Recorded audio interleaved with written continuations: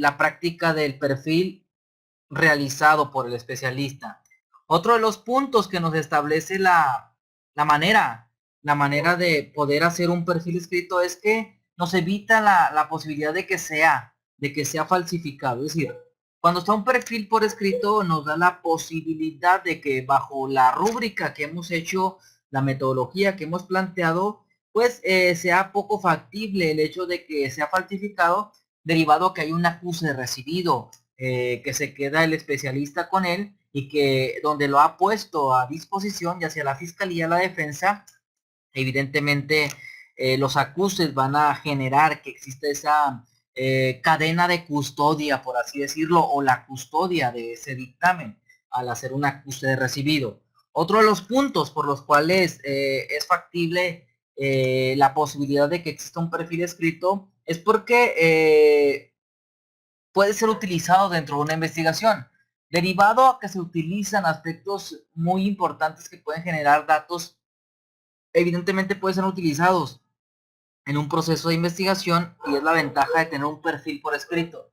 De nada sirviera un perfil que se platique, que se diga, que entre copas, entre amigos se esté generando, si no existe algo formalizado y escrito que nos permita aportar a la investigación. Otro de los aspectos que tiene que ver con el acuse de recibido es el hecho de que cuando se ha generado un perfil en materia de perfilación criminal, un dictamen en materia de perfilación criminal, desde el momento en que exista, evite la posibilidad de que sean alteradas sus conclusiones, como les comentaba, derivado a que existe una entrega-recepción del informe o el dictamen que se está plasmando. Otro de los aspectos importantes que nos maneja el hecho de poder generar un perfil escrito es que va a estar a la disponibilidad de las personas que quieran o requieran de observar la metodología y cómo es que se ha llegado a esa conclusión. El perfil escrito nos da esa posibilidad de que quien lo quiera observar tendrá la disponibilidad del propio informe de estar bajo el escrutinio de alguien que quiera analizar, tomar como referencia la metodología que se ha hecho para llegar a un perfil. Y sobre todo, lo más importante es que un perfil escrito es muy importante debido a que nos muestra la metodología que se ha utilizado para llevar a cabo el perfil que estamos plasmando como especializado dentro de lo que es la investigación del comportamiento criminal. Vayámonos a la siguiente diapositiva. ¿Cuál es el protocolo a seguir dentro de la investigación de la escena del crimen? El protocolo a seguir, primero que nada, es establecer ante qué tipo de escena estamos. Es decir, cuando se hace una investigación del comportamiento criminal, lo primero que se establece es ante qué tipo de escenario estamos trabajando, qué tipo de localización. Si es una escena interior, si es una escena en un vehículo, si es una escena del crimen exterior o una escena bajo el agua. Entendiendo, como les he dicho con antelación, el término escena del crimen desde un aspecto relacionado al tecnicismo de la ciencia forense.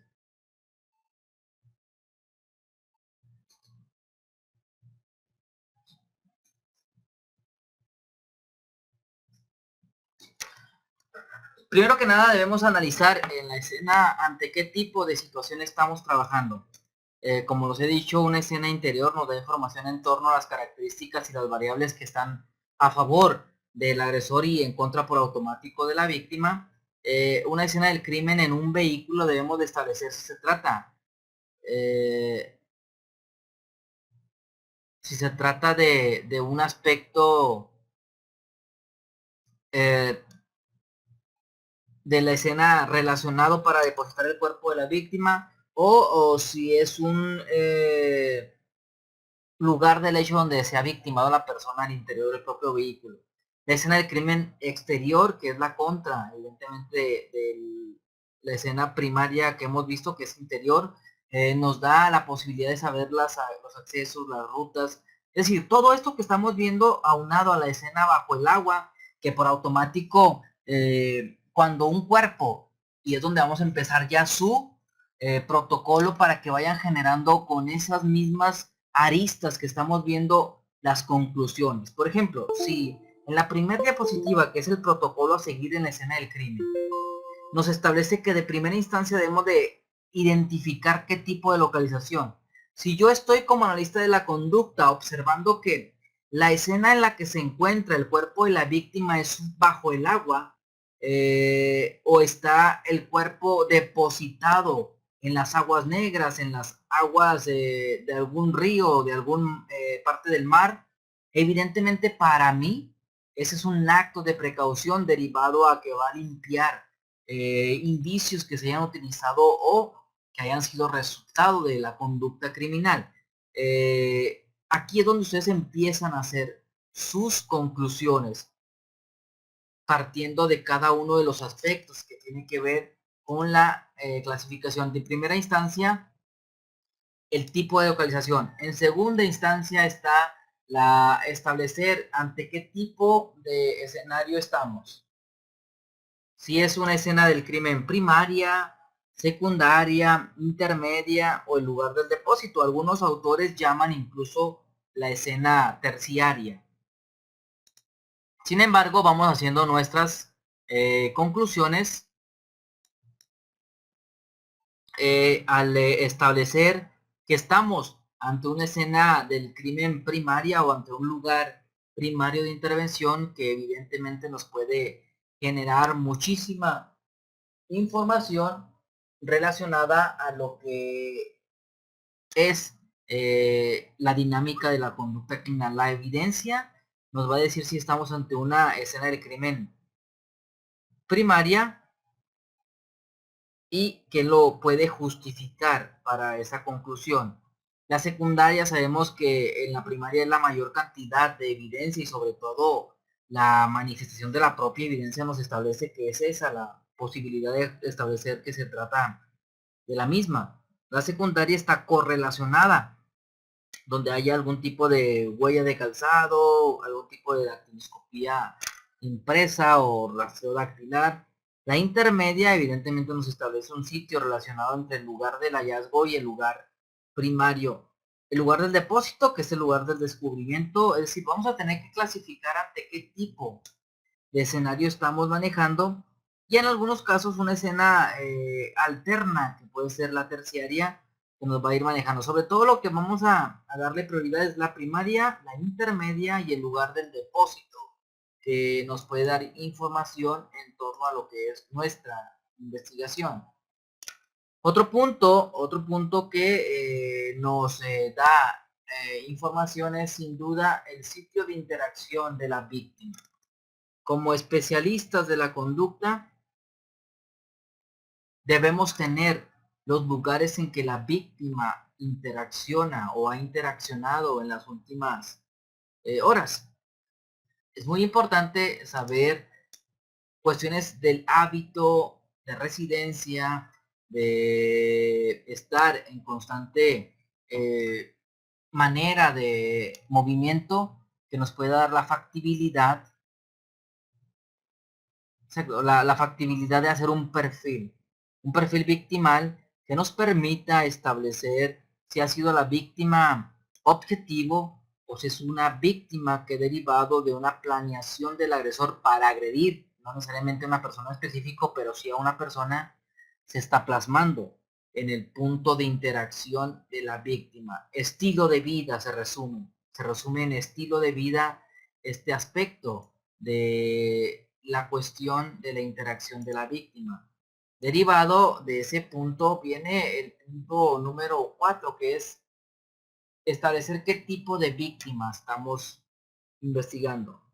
si es una víctima objetivo, si es una víctima de oportunidad, ante qué tipo de acción estamos investigando la conducta criminal. ¿Qué nos puede dar información en torno a que se trata de una víctima objetivo? Pues, por ejemplo, que la víctima tenga una actividad muy establecida, una rutina cambiante, aunque se dedique a una cosa, pues puede variar día a día. Pero si sabemos que al día anterior la víctima estaría en otra hora diferente, haciendo cosas distintas y que se iría por otro camino, evidentemente hay una víctima que está siendo analizada en qué días y qué momentos de la hora del día hace determinada rutina. Por lo tanto, incluso al ir a un domicilio específicamente de un grupo de departamentos e ingresar en el específico donde está la víctima solitaria, pues evidentemente nos indica que es una víctima objetivo. O establecer si estamos ante una víctima que es de oportunidad. Primero que debemos de establecer en el punto número 4 si estamos ante una víctima objetivo o una víctima de oportunidad. El punto número 5 es el sitio de contacto con la víctima.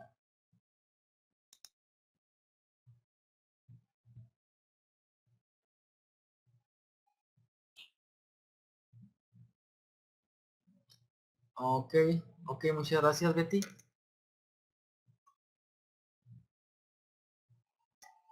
El sitio de contacto con la víctima, es decir, el último momento en que vieron a la víctima con vida, puede ser una parte también fundamental para llevar a cabo nuestro perfil dentro del protocolo de investigación.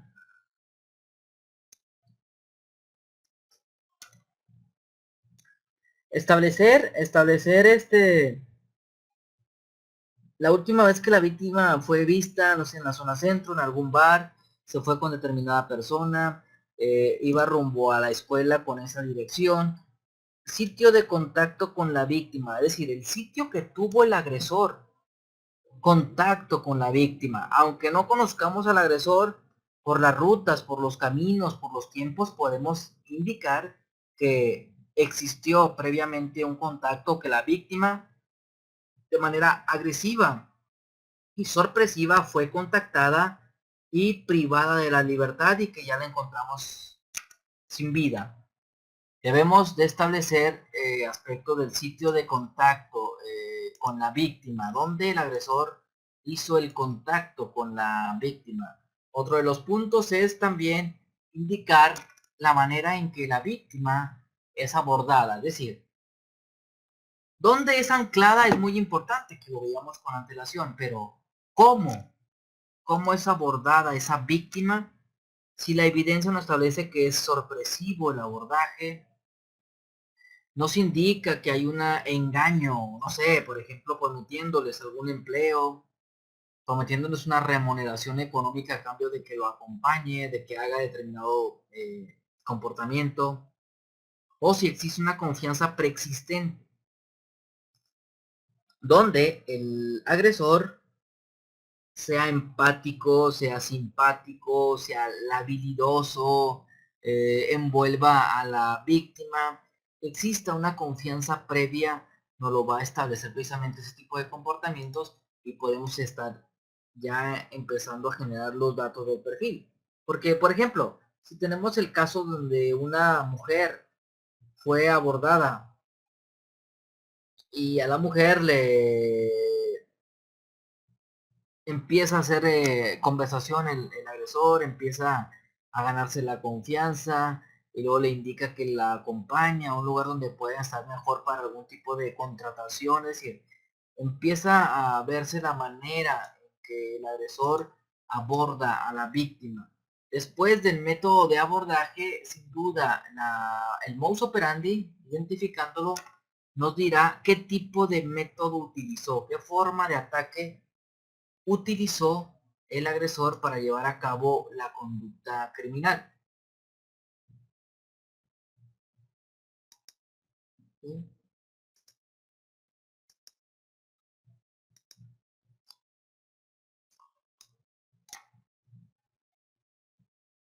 Exacto, que empiece a ganarse la confianza de la víctima, empieza a generar ahí datos que permitan eh, darnos información en torno a la forma en que ha sido abordada y cómo ha sido atacada la víctima. El método de ataque es muy importante para llevar a cabo nuestro análisis que mmm, repuntará a la manera de hacer nuestro perfil en la investigación.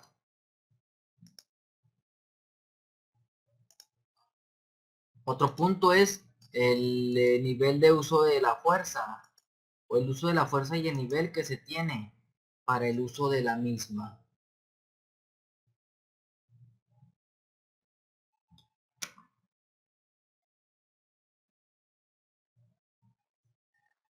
¿Qué nos dice la fortaleza utilizada contra la víctima?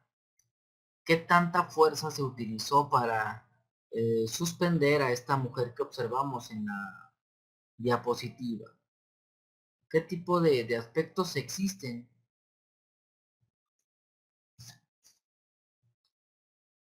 que nos generen indicios de poder manejar el uso y la intensidad de la fuerza contra la víctima? Ok, un ejemplo puede ser los que atraen a las chicas, está exacto, con fines de trata, con fines de comercio sexual, sobre todo de comercio sexual forzado, porque existe el comercio sexual, pero hay una disponibilidad, en este caso de la persona que se está prostituyendo. Pero cuando es el comercio sexual forzado, pues ya es un delito de trata de personas.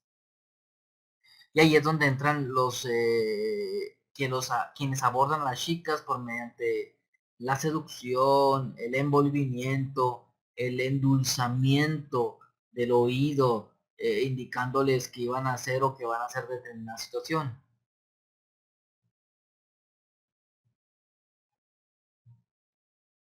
Las extorsiones, ¿qué papel juegan en este punto? ¿En cuál? ¿En el de método de abordaje? ¿O cuál sería, Ramsés, si me hace el favor?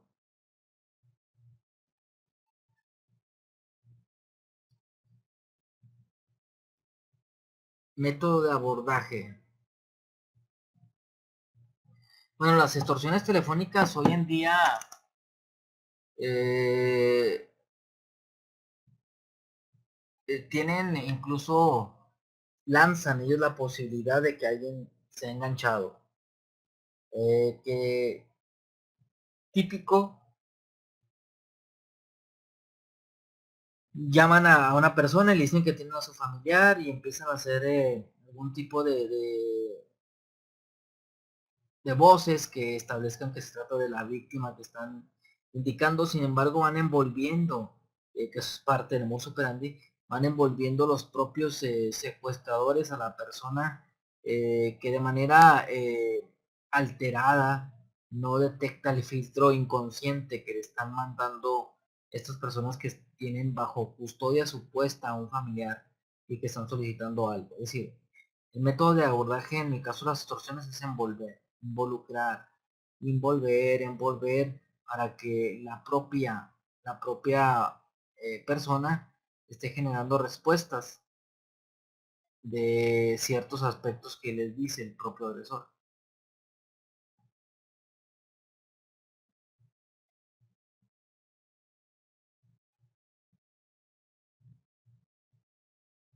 Exacto.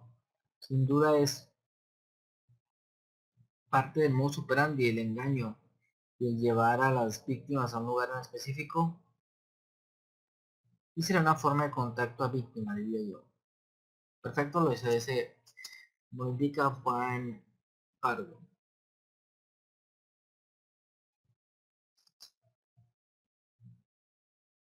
Ok, vayamos a la siguiente.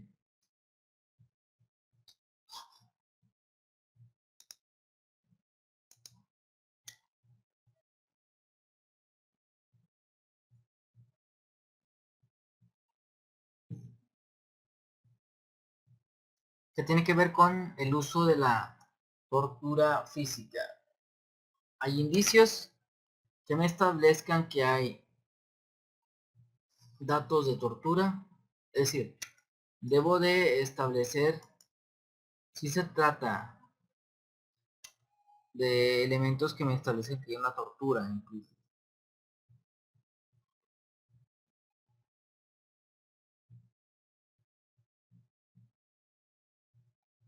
Ok, nuestro dato de Fede Villanueva, por ser conductor de transporte público y en algún momento había visto la persona.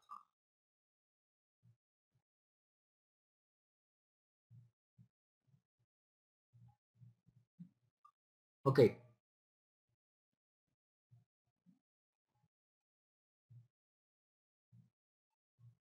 están hablando ahí, por ejemplo, Fernando del Coqueto, un asesino de la Ciudad de México, que su confianza radicaba, o mejor dicho, abordaba a las víctimas con la intención de ganarse la confianza, engañándolas.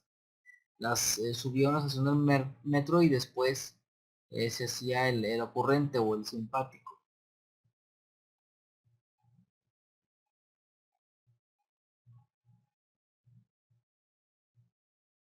¿Sí?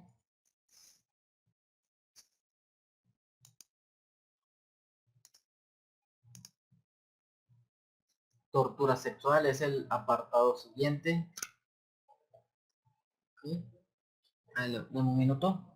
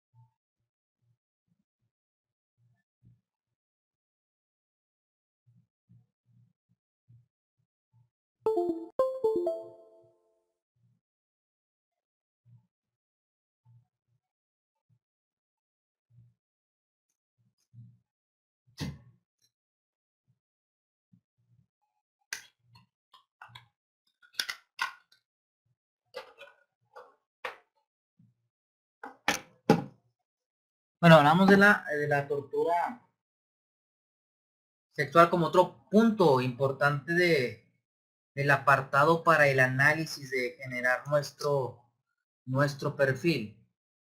Hablar de la tortura sexual, ¿qué información nos brinda ya, en este caso, como analistas de la conducta criminal? Bueno,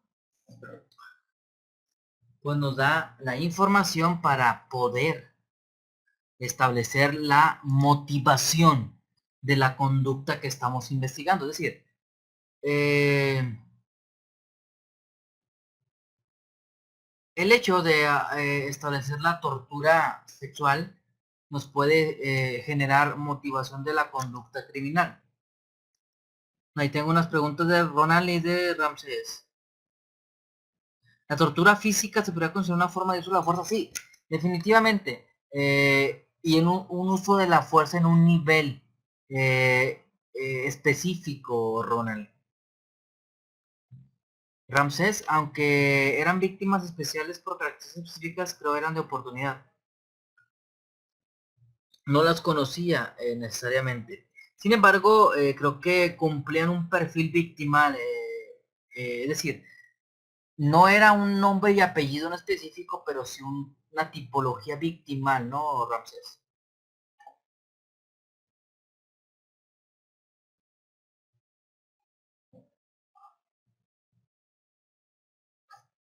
Ok, entonces en el apartado de la tortura sexual, nos va a dar la información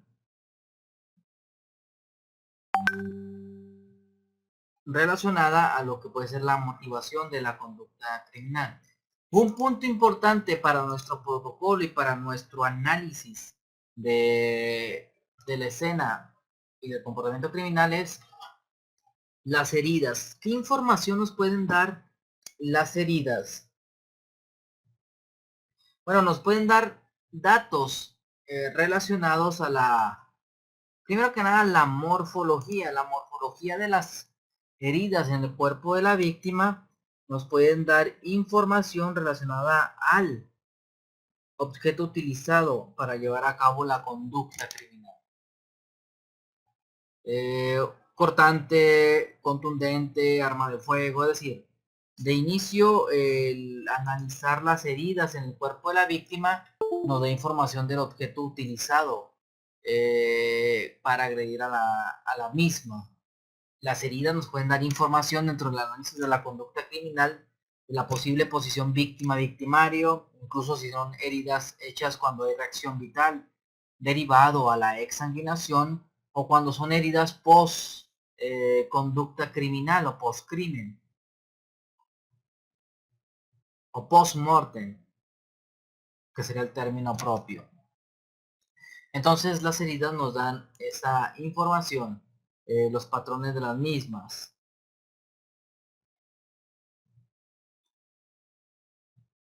De la cercanía con la víctima, no me gustaría adentrarnos en ese sentido de que si la apuñala o la estrangula, por automático existirá un vínculo. No, creo que nos da más información. Nos da más información del modus operandi, más que de otra índole. El hecho de que apuñale con determinado objeto, que dispare, nos da incluso información de la habilidad criminal. Nos da más información de esa índole, mi Fernando. Aunado al punto número 12, donde una vez que hayamos visto una vez que hayamos visto las heridas y partiendo de principios criminalísticos, en este caso el de correspondencia, teniendo las características y la morfología de las heridas, podemos generar qué objetos o qué armas se han utilizado para agredir a la víctima.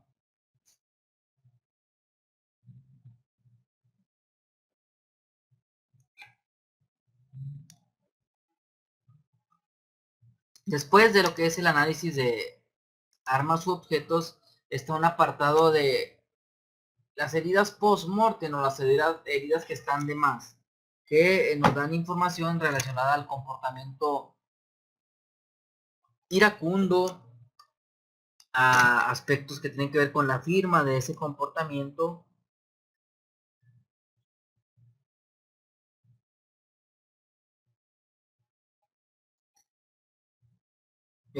aspectos que nos van a dar información importante otra vez para generar nuestro perfil. La firma en casos seriales. Incluso Ramsés, este, la firma no necesariamente tiene que ser la misma, ni le puede pertenecer nada más a casos seriales. Puede que sea, por ejemplo, en una víctima que apuñalen o que le cercenen una parte de su cuerpo. Es la firma en ese caso que estamos investigando sin que necesariamente sea la manifiesta en el anterior o en el próximo. Se identifica como la firma en el caso único que estamos analizando. No es un requisito que por el hecho de que haya plasmado esa firma de esa manera con esa víctima, tenga que plasmarla de igual forma con las víctimas posteriores o las anteriores hayan sido plasmadas. Exacto, y en ese momento nada más.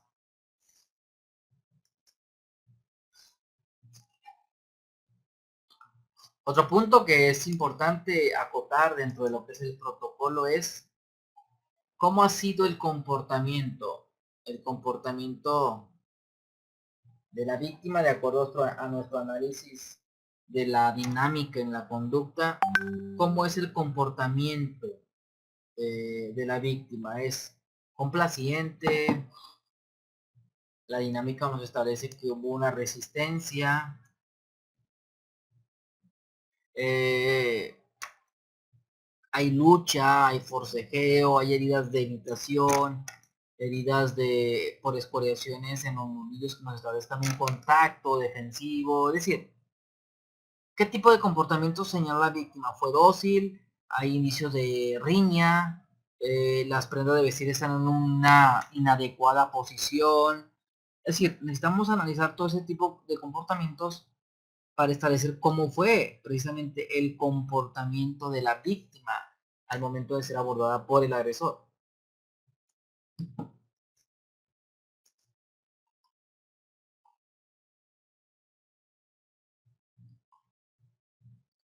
El punto número 15,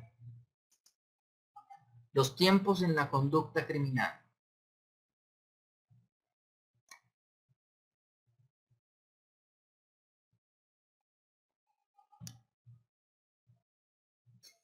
¿A qué se refieren los tiempos? Empezamos a hacer nuestra línea del tiempo de la investigación.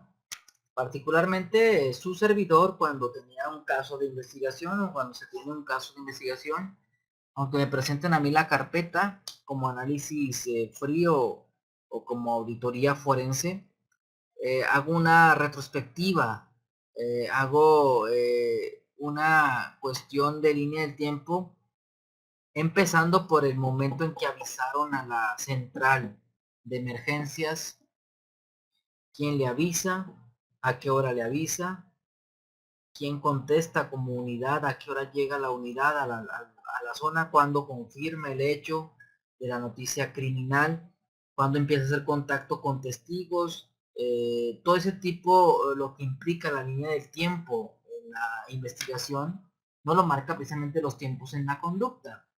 La víctima estuvo con vida cuando fue penetrada sexualmente, la víctima estuvo inconsciente o ya sin vida, es decir, todos los tiempos en la conducta criminal debemos generarla para con ello establecer nuestras conclusiones o apoyar las conclusiones que tenemos en la investigación.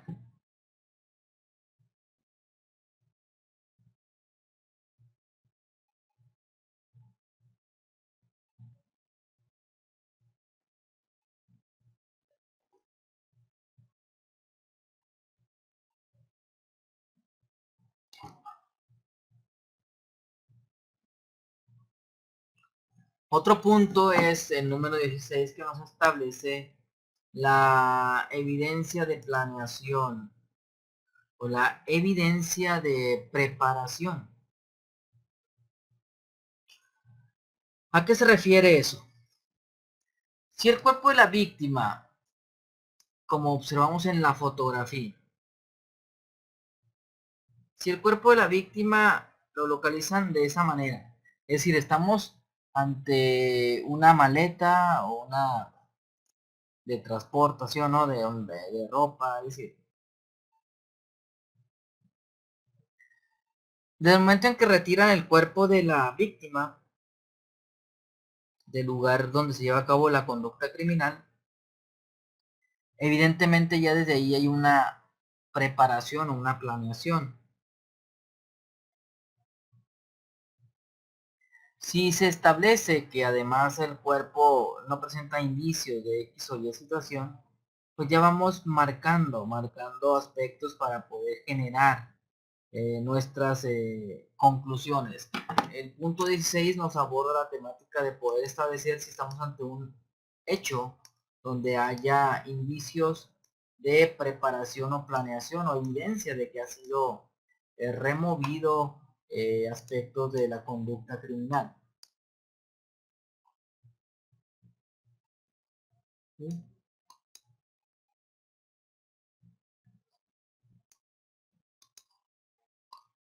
Esa es la en torno a la diapositiva número 16 que tiene que ver con los indicios o elementos probatorios que me hagan inferir que estoy ante un acto planeado o preparado post crimen desde el momento en que se retira el cuerpo de la víctima desde el lugar donde están llevándose a cabo la conducta criminal y lo retiran con la intención de no conectar con la criminalidad.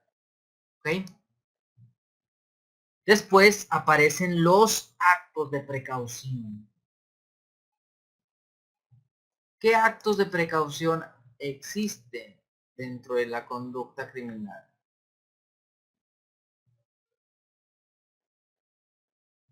Vayámonos a identificar los actos de precaución.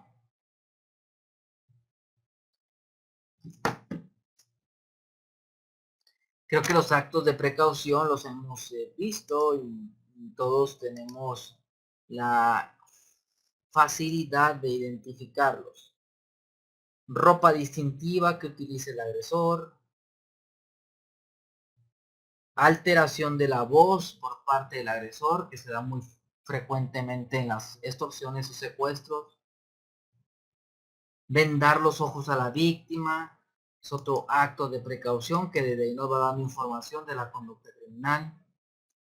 La hora del día en la que se comete el hecho criminal, que evidentemente en un lugar, por ejemplo la zona centro, lo he dicho siempre, de cualquier ciudad, entre las 3 y las 5 de la tarde, sobre un callejón, no es lo mismo que se dé sobre esta zona centro, sobre ese callejón, pero entre las 3 y las 5 de la mañana, ¿no? Es decir, las 3 y las 5 de la tarde, las 3 y las 5 de la mañana, no se establecen aspectos del horario o la hora del día en el que se lleva a cabo la conducta criminal y que sin duda nos da información. El vendar los ojos de la víctima, sin duda, es otro aspecto importante que lo señalaba. El vendar los ojos de la víctima pues, le da ventajas de ser descubierto al agresor.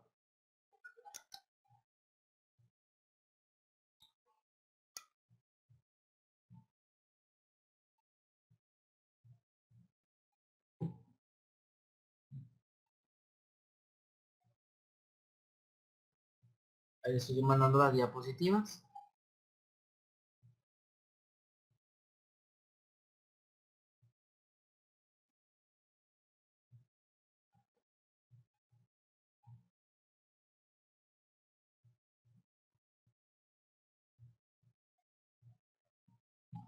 Vendar los ojos de la víctima. Otro de los puntos es la localización del cuerpo de la víctima. Exacto, el tirar los indicios en un basurero.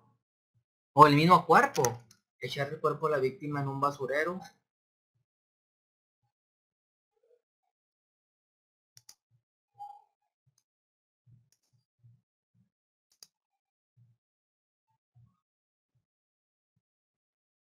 ¿Dónde se localiza el cuerpo de la víctima? Es otra parte importante dentro de lo que nos marca el acto de precaución.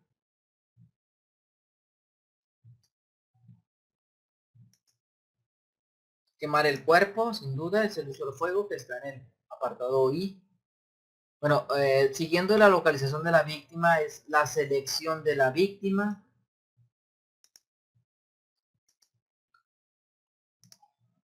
Tenemos localización, pero también la selección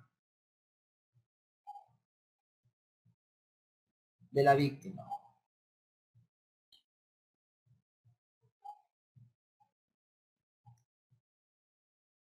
Es una víctima con algún tipo de vulnerabilidad específica, ya sea física o psicológica.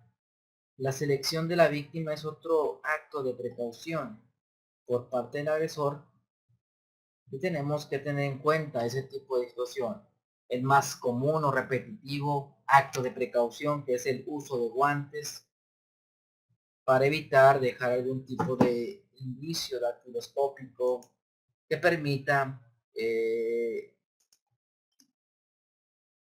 identificar o vincular al agresor.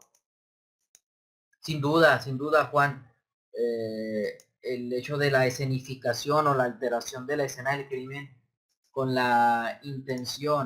con la intención de poder desviar la investigación. Otro punto es el uso del preservativo como medida precautoria en la conducta criminal.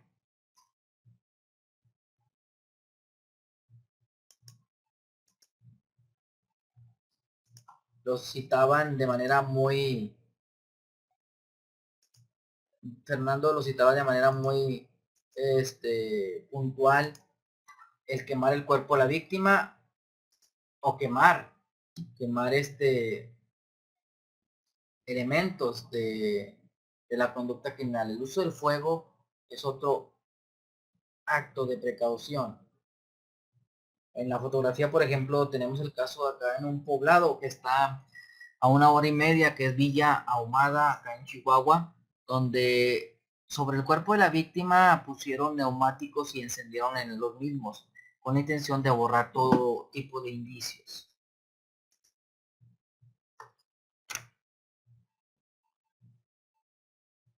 En el robo de casa habitación, para evitar la ficha asignada, exacto, sobre todo para alterar las presillas, ¿no? Para alterar lo que implica el dactilograma, incluso cuando los cortan. Que dicho sea de paso, aunque se dé un corte en la dactilograma, evidentemente son cuestiones que, si bien van a dejar una hendidura, pues se refortalecen, ¿no? O se rehabilitan con el paso del tiempo, por cuestión natural del cuerpo de la víctima, de la persona, perdón. Otro acto de precaución, además del uso de fuego, es eliminar la ropa de la víctima.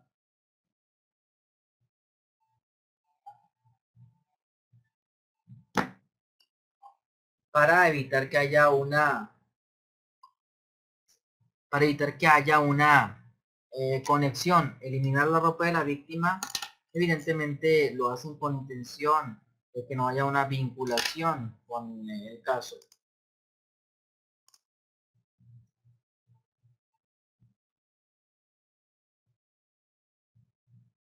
Tomar las identificaciones de la víctima es otro comportamiento de un acto de precaución. Primero que nada, si es una víctima mortal y no hay pertenencias, retarda la investigación. Si es una víctima no mortal y el agresor le indica, traigo tus credenciales, es una manera de estarla amenazando de que puede hacerle algo debido a que ya sabe dónde vive. El uso de ácidos, sin duda. El pozolero acá en México tuvimos uno, Ronald, no sé si sea mexicano usted, pero en México, en la zona de Tijuana, tuvimos una en materia de crimen organizado que echaba sobre sosa cáustica y otros químicos los cuerpos de las víctimas con la intención de poder dificultar la identificación, pero el objetivo principal era desaparecer todo indicio de una persona, como lo hizo Peter Kürten con algunos de sus casos en Düsseldorf.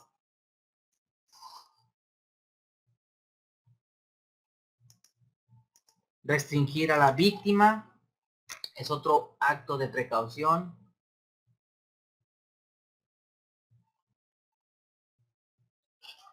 Restringir a la víctima con ataduras, poniéndole algo en la boca, en los ojos, para que no observe, no grite, es una parte de la restricción que existe para con la víctima.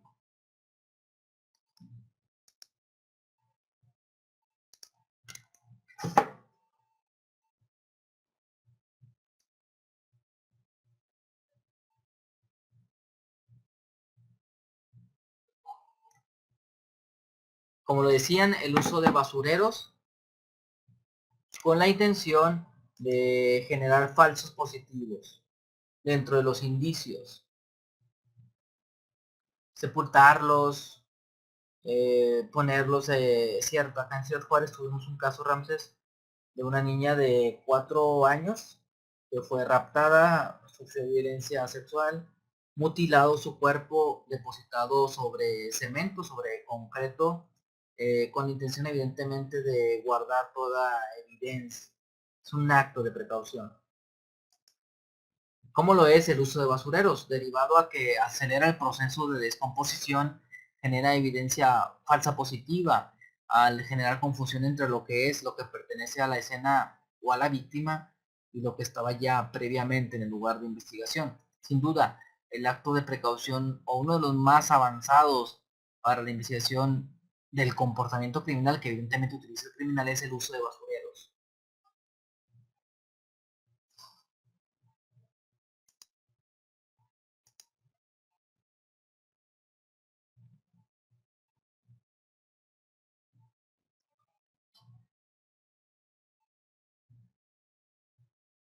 Ok, luego ya nos terminamos ahí con lo que son los actos de precaución para irnos al aspecto número 18 de la investigación, del punto 18 de la investigación. ¿Se tomaron artículos personales de la víctima o fue el robo la motivación de la conducta criminal? Estamos saber si se ha presentado la situación. ¿Fue el robo de artículos personales o lo que falta como celulares, carteras, efectivo, la motivación de la conducta criminal? Debemos establecerla dentro de nuestra investigación que estamos realizando.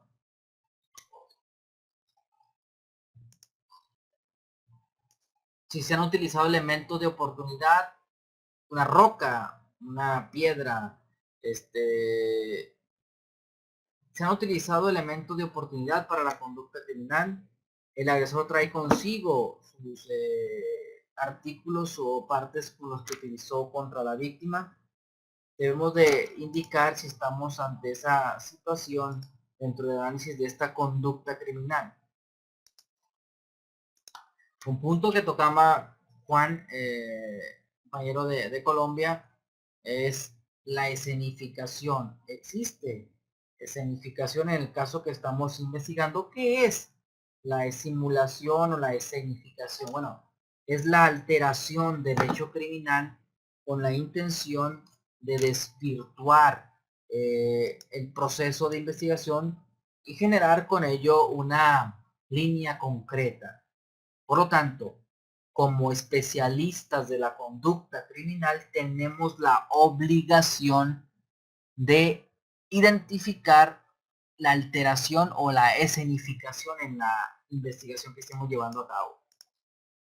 Un punto fundamental es clasificar qué tipo de víctima tenemos. Y más allá de la clasificación histórica, teórica, que existe de Mendelssohn, de Hazard, no sé, de los teóricos que han hecho la clasificación victimal, incluso la clasificación del FBI, necesitamos más que una clasificación histórica en su investigación, qué tipo de víctima es. ¿Es de alto riesgo? ¿Es una víctima de mediano riesgo? Su estilo de vida me establece que definitivamente eh, se trató de una víctima específica. Es decir, identificar ante qué tipo de víctima estamos.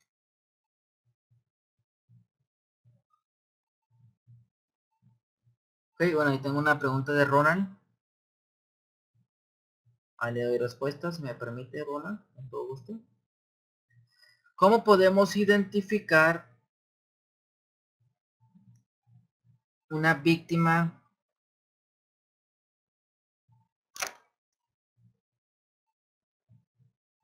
una persona fue víctima de hurto o se fue tomado diferente a un fin de apropiación? Ahora, hay que investigar a fondo, porque por ejemplo, Ronald, tenemos el caso donde, no sé, ficticio, localizamos el cuerpo de la víctima y falta su cartera, su billetera. Evidentemente con su billetera falta el dinero o lo efectivo. Sin embargo, observamos el cuerpo de la víctima y en sus bolsas delanteras trae un celular, en la otra, bueno, dos celulares, trae un reloj, trae objetos de joyería, las llaves del automóvil están ahí en su bolso, el automóvil está cercano, derivado a la investigación. Entonces creo que nos queda claro que la intención era otra, más que el robo. Y ahí se está haciendo la pérdida de las identificaciones como una manera de poder desvirtuar o retrasar la investigación.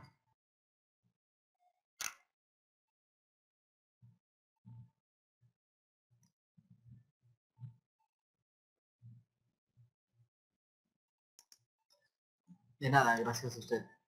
Clasificación de la víctima. Entonces, hay que establecer qué tipo de víctima. Sin duda, la piedra angular del perfilador criminal o del analista de la conducta criminal. Tiene que identificar el modus operandi. ¿Qué tipo de modus operandi existe en el caso? Debemos de señalar qué tipo de modus operandi existe, identificar el modus operandi, de hecho.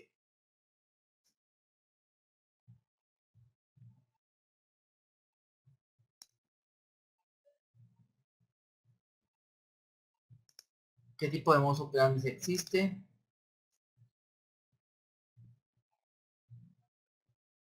Además del modus operandi,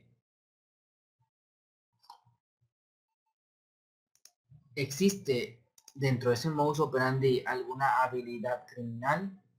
Lo señalamos, lo podemos identificar, existe habilidad criminal. ¿Por qué? Por el hecho de utilizar determinada arma, por la forma en que lo hace, al abordar a la víctima, se plasma un comportamiento de habilidad criminal. Aunado a la identificación del modus operandi, hemos detectado que existe un comportamiento innecesario que podemos catalogar como una firma. ¿Qué elementos tengo yo para establecer qué es la firma en ese comportamiento? Partiendo, partiendo de la premisa,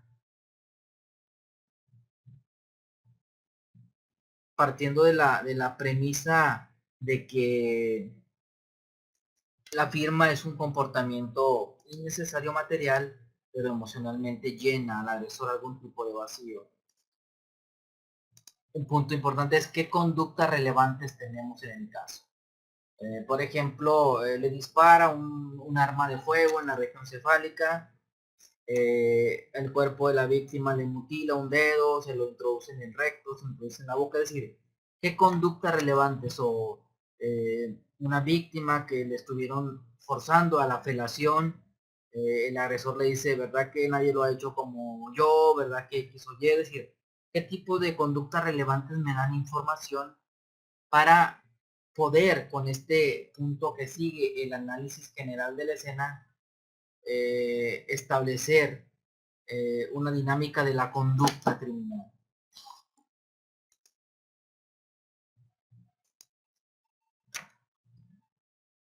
Análisis general de la escena.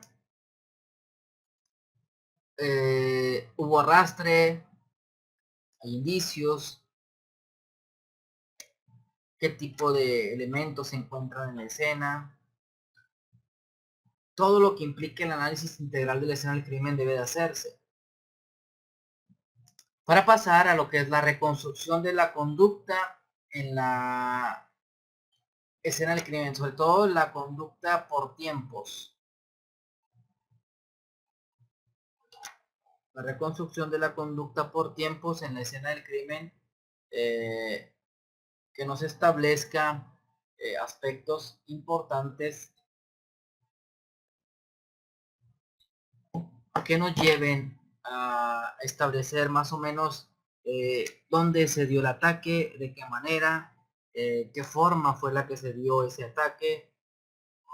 Nos auxilia a ese tipo de situación para eh, darle cabida a las siguientes conclusiones en las diapositivas últimas, que son psicopatologías manifiestas en la escena del crimen. No sé, se me ocurre, por ejemplo, la cuestión de beber la sangre de la víctima, beber las vísceras las vísceras de la víctima, comer a la víctima. ¿Qué psicopatologías están manifiestas? Insertar algo en el recto de la víctima, en la boca de la víctima. Todo lo que tenga que ver con una manifestación psicopatológica en la conducta del agresor, para pasar a los dos apartados importantes, que son la generación del perfil del agresor, derivado al análisis hecho durante toda la escena, que nos permita generar una línea, establecer una habilidad, conocimiento de la zona, conocimiento de la víctima, actos de precaución, todo lo que implica dar un perfil como tal, que terminaría nuestro protocolo con las sugerencias en la investigación, que es el último de los apartados de este protocolo. El perfil criminal debe ir acompañado sin duda de sugerencias en la investigación.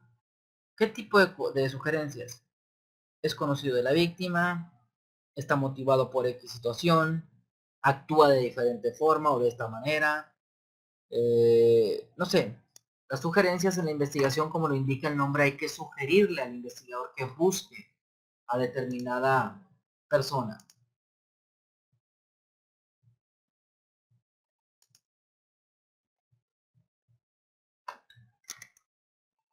Un ejemplo, ok, el apartado 29, ahora le va. Claro que sí, que se los mando. 28 y 29.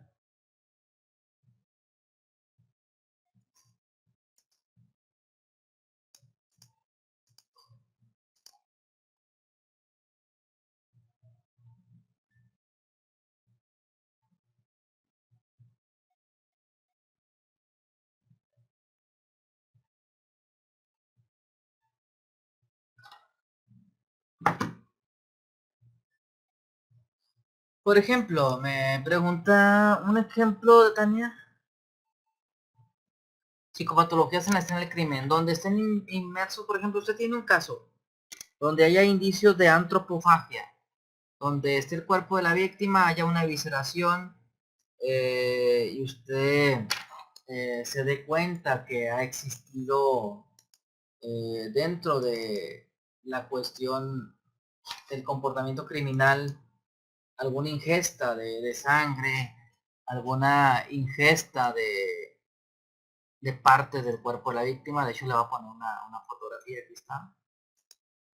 Chequese estas fotografías, Tania, donde haya en la escena del crimen indicios, indicios de psicopatología de la conducta.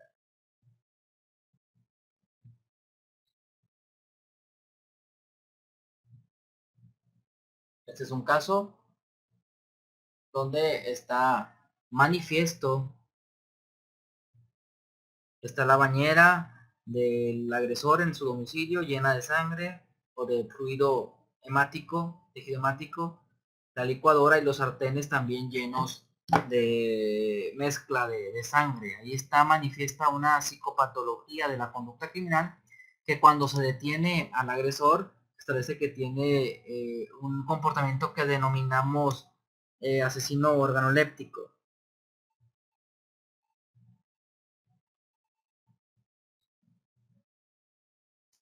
Tania, no sé si haya visto ahí las fotografías. Excelente, muy bien. Compañeros, no se las hayan visto ahí en las últimas diapositivas que les puse. Perfecto. Muy bien.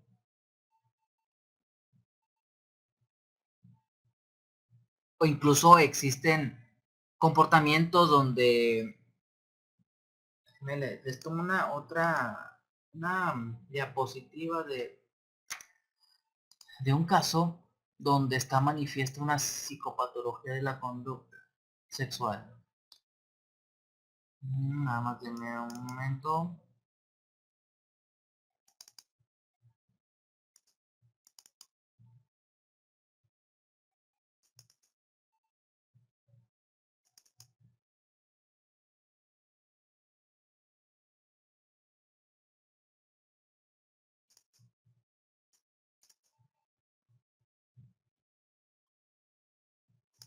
Mm.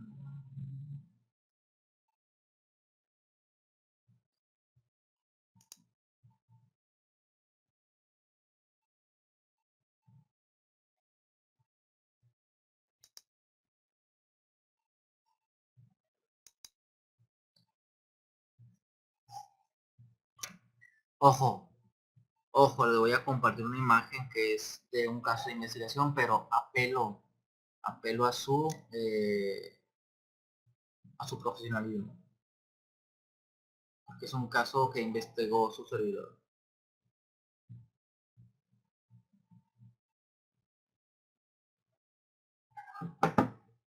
No sé si hayan recibido la imagen, pero ahí podría ser.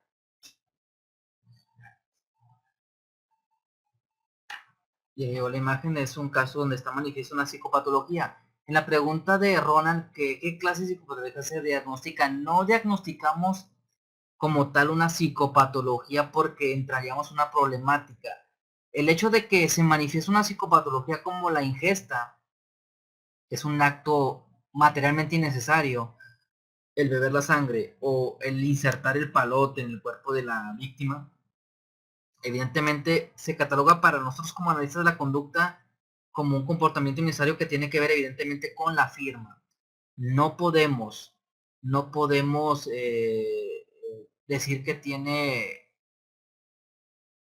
disfunción eréctil, eyaculación precoz, incompetencia sexual, no podemos ser tan específicos, sin embargo, lo catalogamos como un comportamiento innecesario material, pero que emocionalmente le llena. Y que manifiesta evidentemente una psicopatología que una vez que haya sido detenido puede ser valorado, ¿no? El agresor.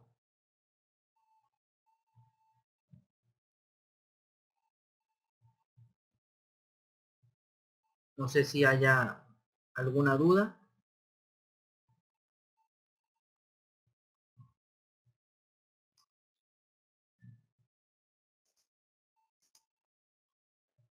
Estaba buscando otra imagen que...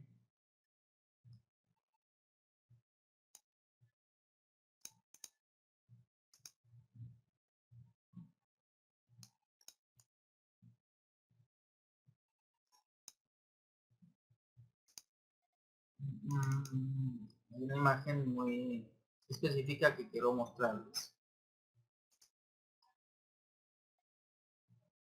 Ok, aquí la tengo. Que se catalogan evidentemente como comportamientos innecesarios.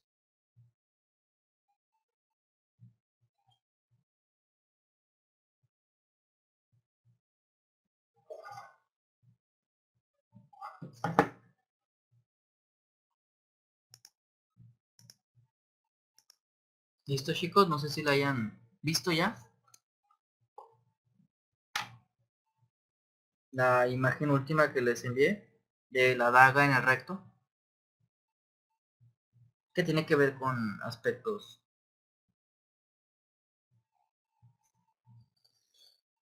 Ok,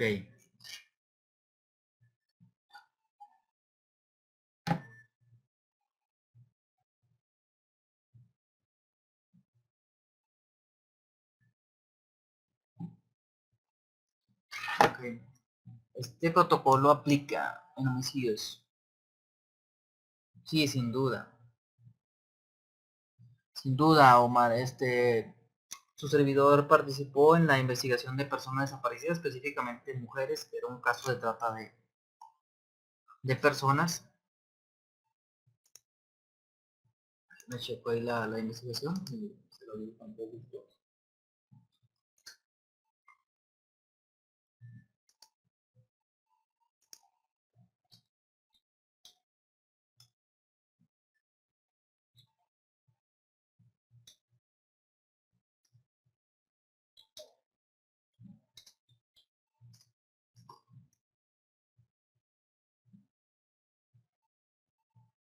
Mm,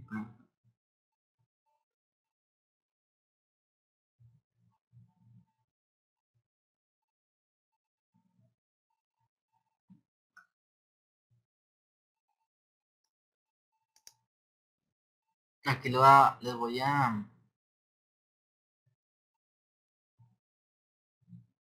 a poner ahí una información del caso donde se aplicó. Más permítanme.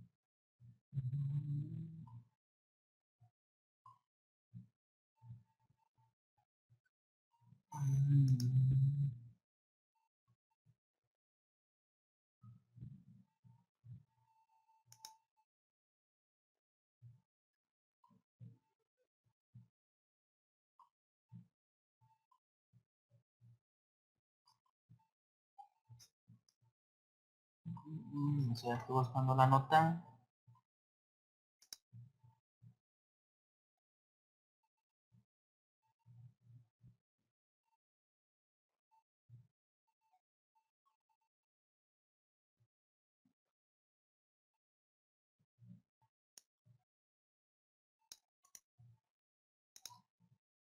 Creo que aquí está.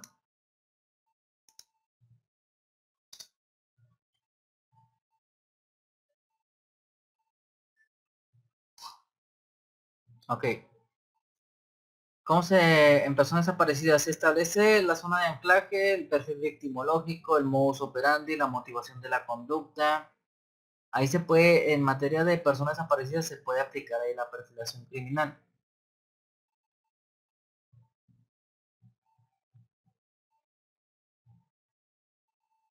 El protocolo bien aplicado permite aportar unos datos de orientación, ¿ok? ¿En qué otro tipo de delitos? En robos, comercios o robo común. También, identificando igual, identificando modus operandi y motivación, zona de agresión o sitios específicos. La perfilación criminal se puede aportar sin duda, o se puede aplicar en muchas cosas y sin duda va a aportar algo.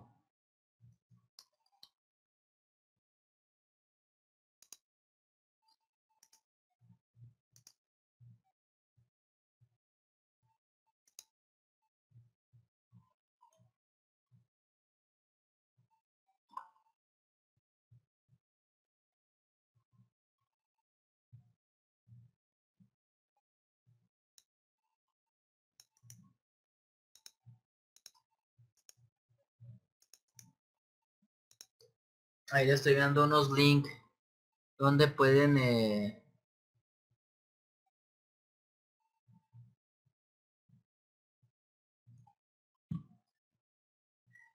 pues sí, sí, sí, sin duda la criminología corporativa, sin embargo es criminología aplicada, ¿no? La criminología se aplica a cuestiones específicas y sin duda es lo que se llama criminología corporativa.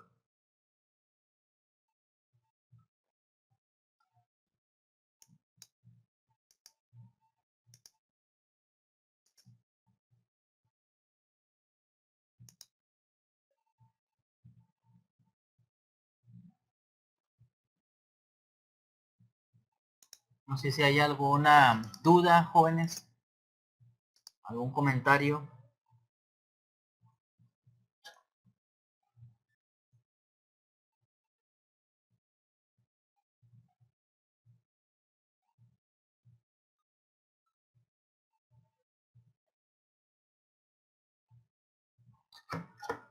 Intento de homicidio.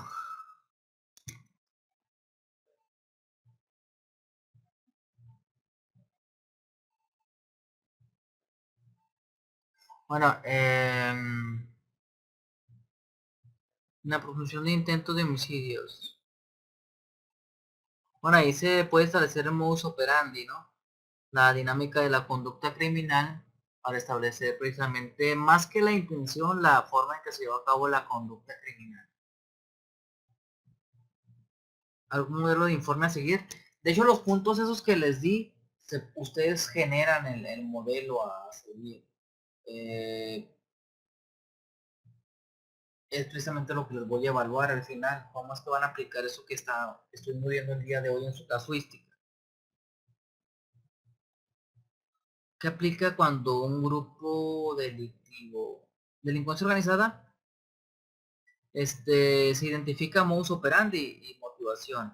Incluso se puede identificar una firma de algún tipo de grupo delictivo, sin perfilar específicamente al cabecilla, ¿no? Se perfila a quien ha hecho la conducta criminal.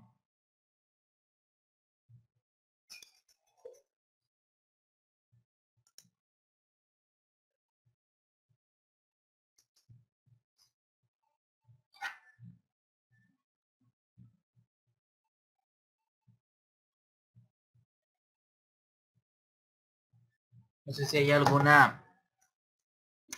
Se identifica el grupo más que perfilar. Rams. Sí.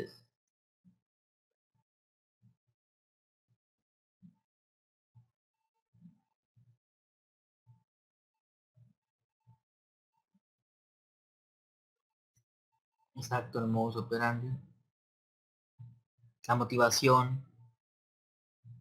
Incluso la sectorización, ¿no? Del grupo donde está actuando.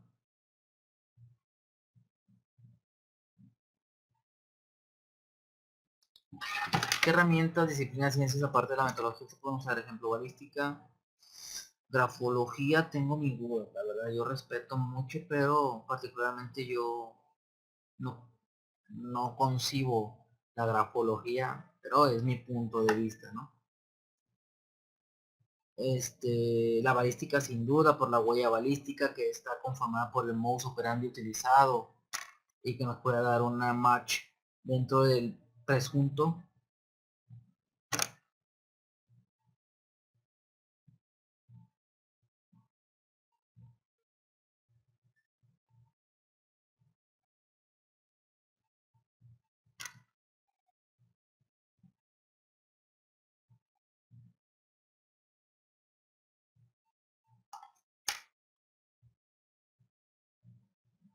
No sé si haya más alguna duda. Claro, ahí les mando los links por WhatsApp. Un comentario, jóvenes.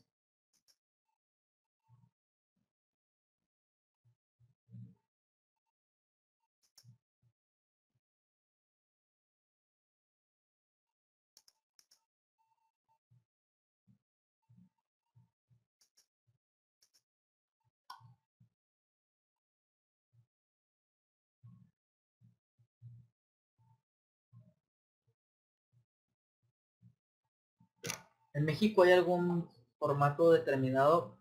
Pues solamente el que utilizábamos en la unidad de análisis en Ciudad Juárez, que es el diseño que les he dado, no como tal, no como propio el diseño se lo di, pero sí los paso a seguir, pero sí existe, es el único que existe.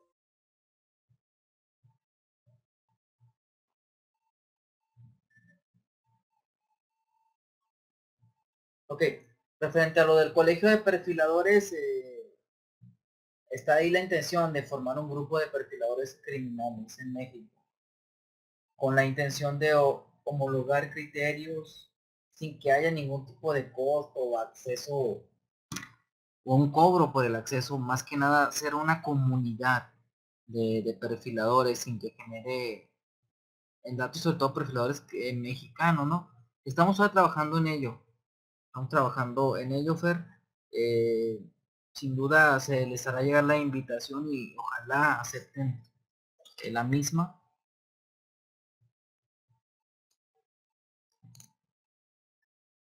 El, el trabajo como tal, pues igual se los envío una vez que se haya evaluado los puntos que les di ahorita. Con gusto se los envío una vez que ya igual lo checamos. ¿Cuándo enviaremos el trabajo? Pregunta muy importante. Les comento.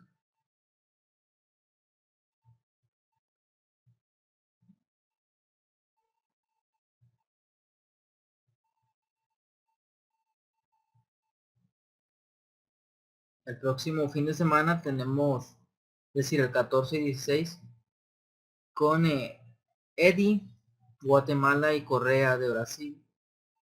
La próxima siguiente, el servidor con el perfil de los tribunales. Y el domingo 23, la, la cuestión de el último día donde estarán todos los perfiladores que han participado. La fecha sería el 30 de julio para que ustedes nos envíen el informe final. 30 de julio.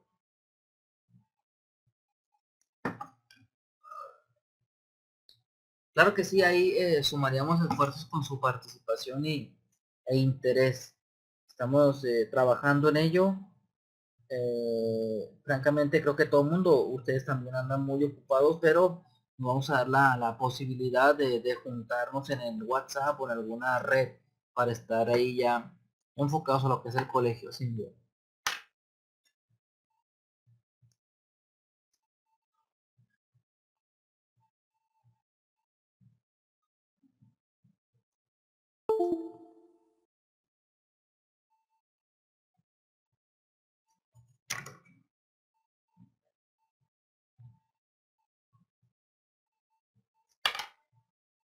Ok, no sé si hay algún otro comentario. Agradezco muchísimo su atención. Espero que haya sido claro con la explicación. Aunque haya la cuestión ahí de problemática con la difusión de la diapositiva, siempre buscamos la manera de poder cubrir con lo que se plantea. Y eso es una forma de proyectar que cuando estemos ante la escena de investigación y se nos dificulte una manera, hay que buscar otra opción siempre de reflejar cuál es el análisis de la escena del crimen. El tema de trabajo va a ser un caso que ustedes hayan trabajado, y si no existe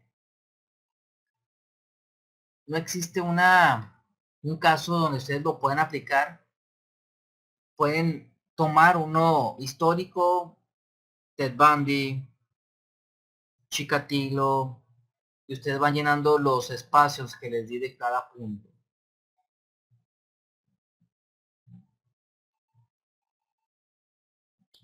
No escuché lo último, ¿me lo puede repetir? Ok. Que no sé qué, Oscar. Me imagino que era lo de que aunque se vean coartadas unas formas de hacer la intervención, siempre debemos buscar opciones. Y eso aplica también en la investigación forense, ¿no? Si no me da información